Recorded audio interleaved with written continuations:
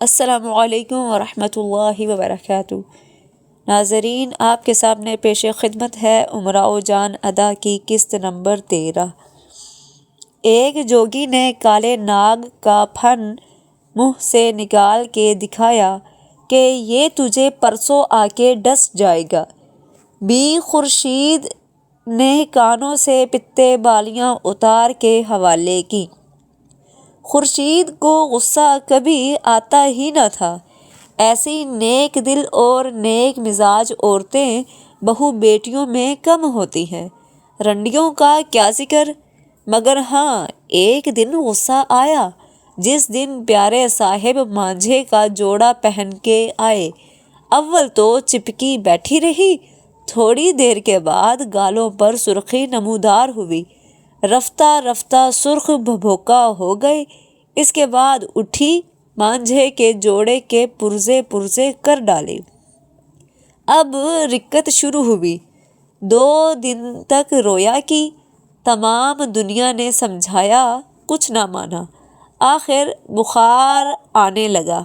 2 مہینے بیمار رہی، لینے کے دینے پڑ گئے۔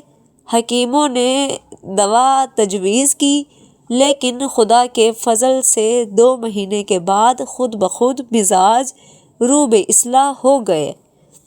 اب پیارے صاحب سے بظاہر چھٹم چھٹا ہو گئی۔ اس کے بعد اور لوگوں سے ملاقات ہوئی، مگر کسی سے دل نہ لگا اور نہ کسی کا دل ان سے، اس لیے کہ بے توجہی اور بے اعتنائی حد سے زیادہ بڑھی ہوئی تھی۔ بظاہر ملتی تھی، مگر دل نہ ملتا تھا۔ ساون کا مہینہ ہے، سپہر کا وقت ہے، پانی برس کے کھل گیا ہے، چوک کے کوٹھوں اور بلند دیواروں پر جا بجا دھوپ ہے، ابر کے ٹکڑے آسمان پر ادھر ادھر آتے جاتے نظر آتے ہیں۔ پچھم کی طرف رنگ رنگ کی شفق پھولی ہوئی ہے۔ چوک میں سفید پوشوں کا مجمع زیادہ ہوتا جاتا ہے۔ آج زیادہ تر مجمع کی ایک وجہ یہ بھی تھی کہ جمعہ کا دن ہے۔ لوگ عیش باغ کے میلے کو جلد جلد قدم اٹھائے چلے جاتے ہیں۔ خورشید، امیر جان، بسم اللہ جان میں میلے جانے کے لیے بن ٹھن رہی ہیں۔ دھانی دوپٹے ابھی رنگریز رنگ کے دے گیا ہے، چنے جاتے ہیں۔ بالوں میں کنگھی ہو رہی ہے، چوٹیاں گوندھی جاتی ہیں، بھاری زیور نکالے جاتے ہیں۔ خانم صاحب سامنے چوک پر گاؤ تکیے سے لگی بیٹھی ہیں۔ بوا حسینی ابھی پیچوان لگا کے پیچھے ہٹی ہیں۔ خانم صاحب کے سامنے میر صاحب بیٹھے ہیں، میلے جانے پر اصرار کر رہے ہیں۔ وہ کہتی ہیں، آج میری طبیعت سست ہے، میں نہیں جانے کی۔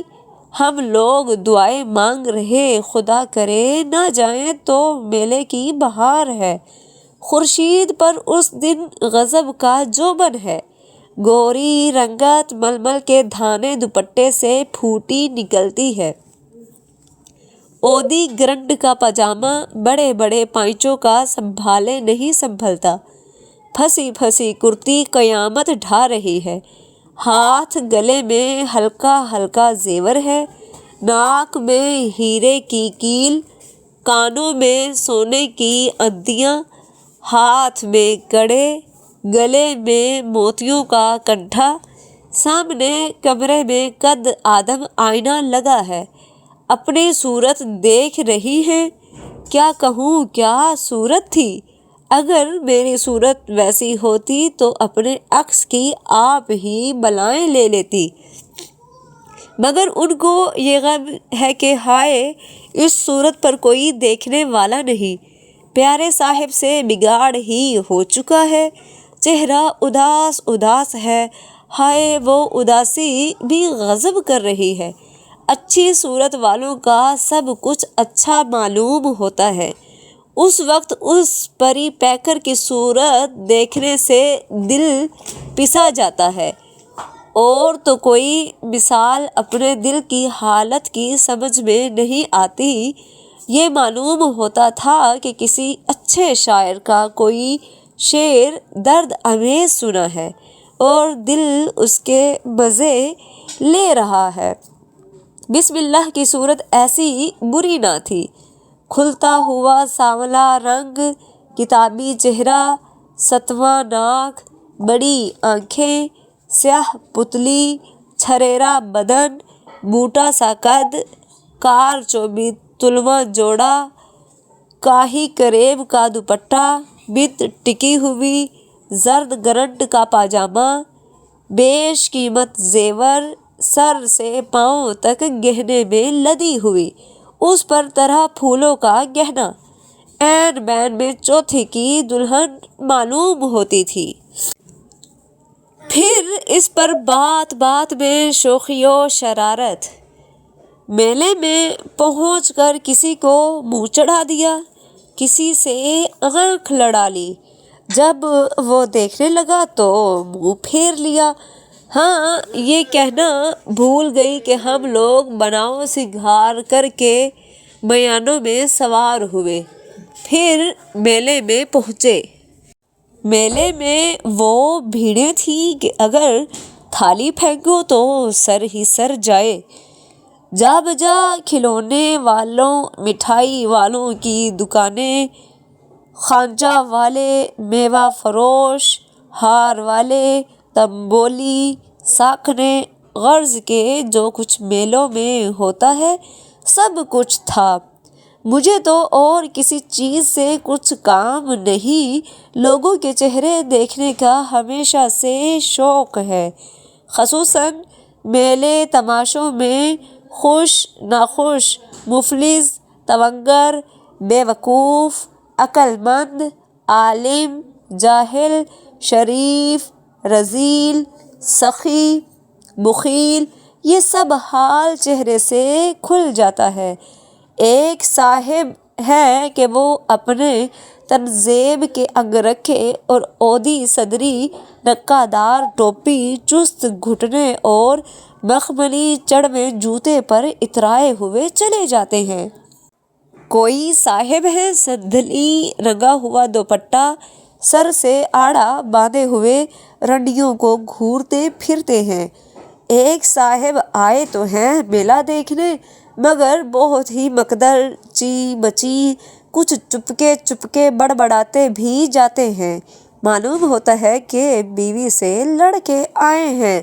جن باتوں کے جواب بروقت نہ سوجھے تھے انہیں اب یاد کر رہے ہیں۔ کوئی صاحب اپنے چھوٹے سے لڑکے کی انگلی پکڑے اس سے باتیں کرتے چلے آتے ہیں۔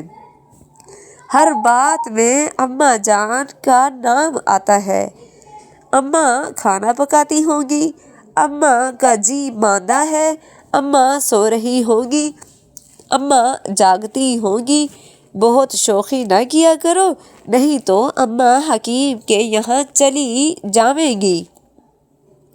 ایک صاحب 7-8 برس کی لڑکی کو سرخ کپڑے پہنا کے لائے ہیں، کندھے پر چڑھائے ہوئے ہیں، ناک میں ننھی سی نتنی ہے، اونچی چوٹی گوندھی ہوئی، لال شال باف کا باف پڑا ہے، ہاتھوں میں چاندی کی چوڑیاں ہیں، معصوم کے دونوں ہاتھ زور سے پکڑے ہیں، کلائیاں دکھی جاتی ہیں، کوئی چوڑیاں نہ اتار لے، کہیے پھر پہنا کے لانا ہی کیا ضرور تھا۔ لیجیے دوسرے صاحب ایک اور ان کے یار غار بھی ساتھ ہیں، فرمائشی گالیاں چل رہی ہیں، اماں پان تو کھاؤ، کھٹ سے پیسہ تنبولی کی دکان پر پھینکا، معلوم ہوا کہ آپ بڑے تونگر ہیں، پیسہ 2 پیسہ آپ کے آگے کیا اصل ہے۔ فوراً ہی حقہ والے کو بھی آواز دے دی، بھئی ساقی ادھر آنا، حقہ سلگا ہوا ہے۔